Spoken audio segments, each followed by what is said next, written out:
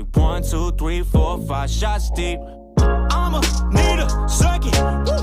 All this liquor got me second guessing, yeah. 9, 5, 2, 3, 4, 5 shots deep. I'ma need a second. All this liquor got me second guessing, yeah. 9, 5 shots deep. Yo yo yo, salut la famille. Bienvenue dans la partie 2 de l'interview avec Ancy. Et on va aborder le côté producteur. Salut Ancy. Avant d'être producteur, tu étais artiste. Comment tu expliques cela? C'est une grande question parce que déjà je me considère pas personnellement comme un producteur, mais je me considère comme quelqu'un qui accompagne justement des personnes qui ont des projets en lien avec la musique, parce que le métier de producteur, je pense que c'est quand même un métier à part entière et qui représente certainement des années d'études et d'expérience même, et dont j'ai pas la prétention en fait d'avoir aujourd'hui, quoi. Mais je comprends quelque part ta question dans le sens où, bon, dans le contexte, voilà, on est dans un studio, il y a des artistes, il y a des œuvres qui sont sorties et tout ça. Et pour répondre concrètement à ta question, ce que je dirais, c'est que oui, j'ai eu cette casquette d'artiste, de rappeur, si je peux dire ça comme ça, mais en réalité, en parcourant dans ce monde-là, en étant en immersion un peu dans le côté créativité, je me suis rendu compte en fait que ce qui m'intéressait le plus, c'était le côté un peu caché, justement, le travail qu'il y avait en amont de la musique. C'est-à-dire, ce qui m'intéressait, c'était plus d'être derrière la caméra, par exemple, d'être derrière la console, d'être derrière un peu la personne qui est mise en lumière, quoi. Pourquoi ? Parce que je trouvais ça plus intéressant, plus excitant. Et après, ça s'est fait tout naturellement. Et donc, j'ai délaissé un peu ce côté écriture, si je peux dire ça comme ça. Mais je sais pas, peut-être demain, après-demain, Palais Chaud va me dire oui, voilà, il faut gratter des choses. Je n'en sais pas. Peut-être qu'on va être inspiré, on va gratter des textes et on va à nouveau reporter cette casquette d'artiste, quoi. Mais aujourd'hui, ce qui m'intéresse le plus, c'est ce côté accompagnement, c'est ce côté orientation, et c'est vraiment sans aucune prétention, quoi. Et actuellement, tu travailles avec combien d'artistes dans ton studio? D'accord. Je peux les citer comme ça, ça peut être intéressant et peut-être que ça va leur donner un peu plus justement d'exposition, si on peut dire ça comme ça. Donc je travaille avec Nestawai, avec Young Zav, je travaille avec Smolly King, avec Pauline Rowe, Banka, qui est un jeune aussi de Charleville. On travaille, je vais m'éloigner un peu du jeu. On travaille aussi avec Bishop, avec Mounir, si je peux dire ça comme ça. Voilà, donc il y a énormément je ne dirais pas énormément d'artistes accompagnés, mais il y a quand même des personnes adhérentes à l'association qui sont autour d'eux pour accompagner dans ce qu'ils ont comme projet, quoi. Pour répondre à ta question, voilà un peu le nombre d'artistes qu'on accompagne aujourd'hui au sein de l'association Ancy Bonne Compagnie. C'est des artistes qui sont signés dans le label, on va dire. Et tu les choisis sur quels critères? Nous, dans notre structure, on parle pas vraiment en termes de signature. On évolue beaucoup en termes d'adhésion. Voilà, c'est-à-dire ils adhèrent ou pas aux valeurs en fait portées par l'association. Et s'ils adhèrent, ils rejoignent l'association. Et nous, notre but, en fait, c'est de pouvoir développer des ambassadeurs de sorte à ce que par la suite, s'ils sont intéressés, de travailler avec, je sais pas, des maisons de disques ou d'autres producteurs et qu'ils arrivent à se faire repérer, tant mieux. Donc, quelque part, tu prépares tes pépites pour des maisons de disques, en fait. Ouais, effectivement, l'image, j'aime bien l'image, effectivement, on peut parler, c'est un peu une pépinière, effectivement, voilà. Donc, effectivement, j'avais pas pensé, si tu me permets, je vais te piquer ton expression, et voilà, et je pense que, oui, on peut se définir aujourd'hui un peu comme une pépinière artistique, quoi. D'autres se définissent comme une pépinière d'entreprise, mais nous, on peut dire qu'on est un peu une pépinière artistique. Voilà. Et pourtant, en tant que producteur, qu'est-ce qui va faire un morceau soit un bon morceau?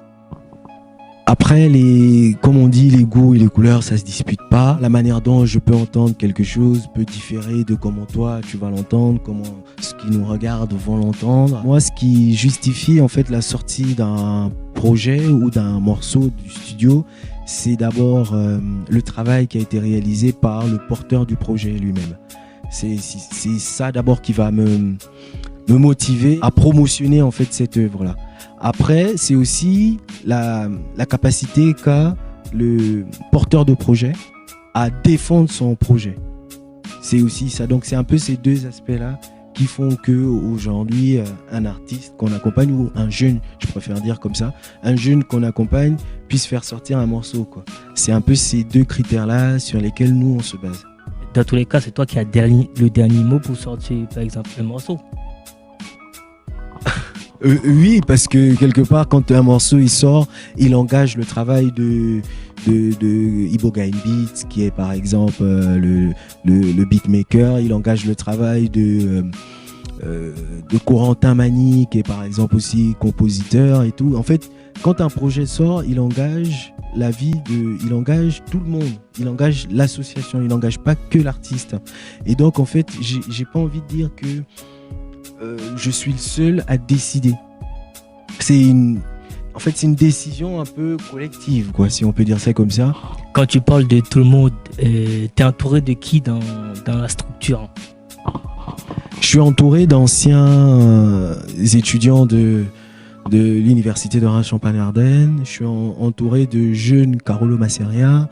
Je suis entouré de jeunes aussi qui sont venus de d'autres pays, de d'autres départements.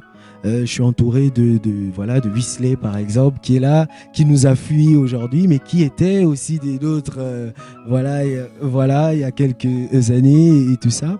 Donc oui, je suis pas tout seul, je suis entouré et il y a une mixité, tant culturelle que sur le plan professionnel, scolaire. On a de tout. On a des gens qui ont des parcours de bac+5 à bac+3. On a des gens qui ont des parcours dans l'engagement associatif. On a des gens qui sont même dans des domaines qu'on pouvait même pas s'imaginer, qui s'intéressent par exemple à ce qu'on fait et qui se sont investis auprès de nous. Il y a des gens qui sont en médecine, il y en a qui sont en STAPS, mais c'est en majorité des étudiants. Des étudiants.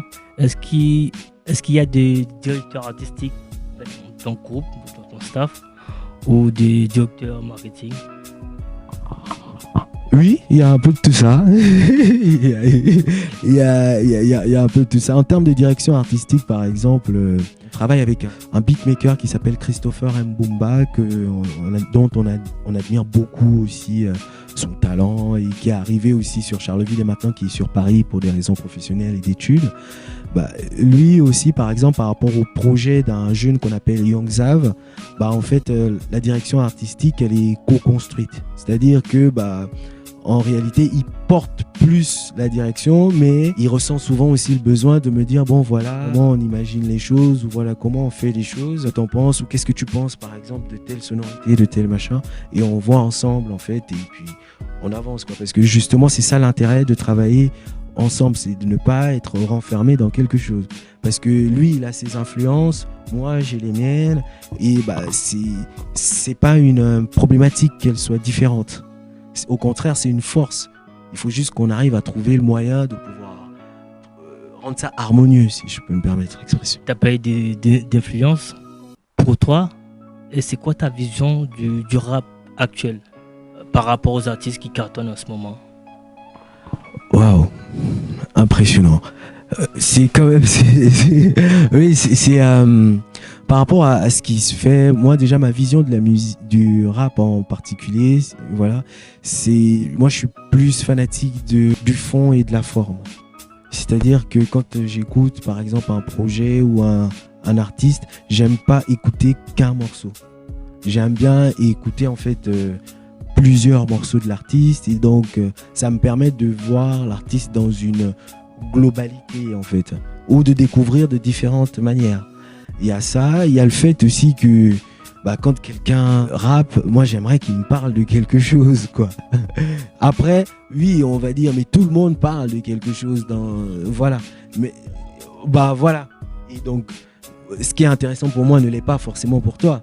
Je vois un peu. Donc moi, j'aime bien retrouver dans des textes qu'il y a eu de la recherche, que la personne se dévoile, que la personne touche un point qui est commun à peut-être tout le monde et qu'il aborde un peu d'une manière différente avec son point de vue, en étalant ses constats et ses représentations et tout ça. Donc pour moi, en fait, ce qui m'intéresse plus ou moins dans le rap aujourd'hui, c'est ça, c'est qu'il y ait de la forme et du fond, et que surtout chacun puisse justement partager sa représentation, comment on appelle ça, du rap, quoi, mais sans dénaturer. Le mot rap à la base, je pense que ça veut dire quelque chose. J'aimerais bien te poser cette question. Tu penses quoi, par exemple, de Kobalade? Je pense que tu connais. Je pense que ce qu'il fait, c'est très bien, dans le sens où c'est une autre génération. C'est une autre manière d'aborder la musique, et puis on sent qu'il y a du travail, parce que pour faire un projet, par exemple, je pense qu'ils sortent des albums, des mixtapes, des choses comme ça. Il a invité dans des projets de d'autres personnes. Je pense que pour pouvoir faire tout ça, il faut avoir une certaine assiduité dans le travail. Il faut savoir se positionner. Il faut faire des sacrifices. Et donc pour moi, en fait, mon chapeau, je le tire à ce niveau-là, en fait, pour l'investissement, parce que c'est des sacrifices quand même. Le temps qu'ils passent en studio, ou que ces artistes-là passent en studio, c'est du temps par exemple, qu'ils retirent à leur famille. C'est le temps qu'ils retirent, par exemple, à des proches. Donc, moi, à ce niveau-là, j'ai envie de dire que c'est bien, parce qu'il s'investit, et aujourd'hui, je pense qu'il gagne sa vie en se faisant plaisir, quoi. On parle de l'investissement. Est-ce que pour toi, c'est rentable ce que tu fais là en ce moment? Oui, c'est rentable dans le sens où humainement, ça me permet de vivre des expériences hyper intéressantes. Après, l'objectif, en fait, ce n'est pas de rentabiliser financièrement parlant. Pourquoi ? Parce qu'on est une structure de l'économie sociale et solidaire, et donc une structure associative. Donc notre but, en fait, ce n'est pas de gagner de l'argent de façon personnelle. Nous, ce qu'on gagne, c'est le fait qu'on inscrit des jeunes dans une dynamique de créativité, dans un processus de création. Et pour nous, en fait, c'est notre plus beau salaire, parce que demain, après-demain, quand ces jeunes-là vont quelque part, c'est une fierté de pouvoir dire que le projet, il est peut-être né ici, ou que ça a débuté ici, et que ça ne cesse d'évoluer ou de progresser, en fait. C'est bien de dire que voilà, c'est plus le côté artistique qui t'intéresse, mais comment vous faites pour rester sur pied si financièrement ça rentre pas, c'est pas rentable? Est-ce qu'il y a des sponsors? Comment ça marche? Oui, ça rentre forcément. On a des sponsors, et si tu me permets de citer, je peux citer quelques-uns. On a par exemple des partenaires qui nous soutiennent sur le plan financier, comme le Crous de Reims. On a des partenaires financiers comme je le disais déjà il n'y a pas longtemps, comme la Fondation La France s'engage. On a des partenaires comme la région Grand Est, et c'est des personnes, en fait, que je salue justement au passage. Et là, la liste, elle est longue, hein. Mais j'ai écourté un peu, parce que, en plus, désolé pour ceux que j'ai oubliés, mais voilà, heureusement que ces partenaires-là sont là, parce que quelque part, ça nous permet aussi de développer notre activité, de pouvoir être toujours présent. Et notre but, ce n'est pas d'être dépendant d'eux à vie. Après, notre but, c'est de pouvoir être aussi force de proposition, en étant prestataire de services, par exemple, pour des événements, pour des actions en lien avec l'art et la culture, quoi. Donc, nous, on est encore à l'étape embryonnaire un peu de notre projet. Donc c'est normal un peu qu'on soit soutenu financièrement par ces entités-là, mais on n'a pas pour objectif d'en devenir dépendant.